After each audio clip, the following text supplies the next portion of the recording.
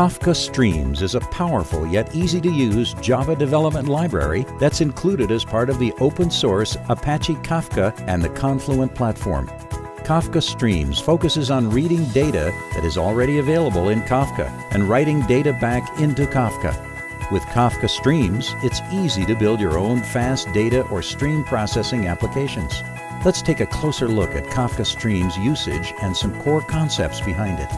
While there's a lot of work being done around stream processing for analytics, frameworks like Apache Spark, Storm, and Flink, Kafka Streams is focused on building core applications and microservices that process data streams. In short, Kafka Streams is recommended for the broad area of application development. Stream processing works just like any other application that you're developing at your company. However, there's no need for a separate isolated cluster. You would use Kafka Streams for anything that's considered fast data, regardless of whether that represents small or big data volume. You can use it to implement reactive and stateful applications for event-driven systems and for continuous transformations and queries of data. While Kafka Streams isn't necessarily intended to be used for the heavy lifting of data science or data mining applications, it can be adapted to such use cases when necessary.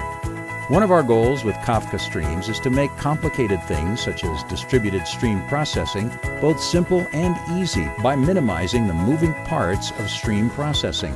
Kafka Streams has framework-free processing, meaning it doesn't need to be installed because it's a library and can be added to your client applications just like any other library.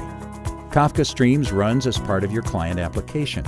As a result, you do not need an additional cluster because Kafka Streams allows you to stay lean and lightweight, making tables and stateful processing fully integrated into the stream processor itself. You can use the same code and concepts on a local development laptop, a few machines, or even large-scale deployments. In addition, Kafka Streams separates packing and deployment from stream processing framework.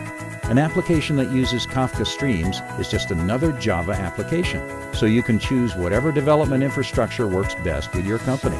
Kafka Streams works in many frameworks and gives dynamic elasticity in managing processes. Since it builds directly on Kafka's primitives, Kafka Streams is actually quite small. The full code base is less than 9,000 lines of code. This means the additional complexity you incur beyond Kafka's own producer and consumer client is minimal. This plays out in dozens of small ways. For example, the inputs and outputs are just Kafka topics. The data model is just Kafka's keyed record data model throughout. The partitioning model is just Kafka's partitioning model. Tables and other stateful computations are just log compacted topics.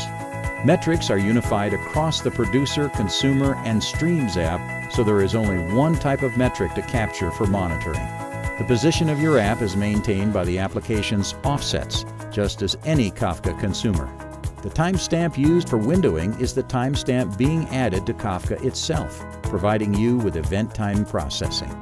As you can see, these capabilities make Kafka Streams a compelling choice for building use cases such as stream processing applications, continuous queries and transformations, and microservices.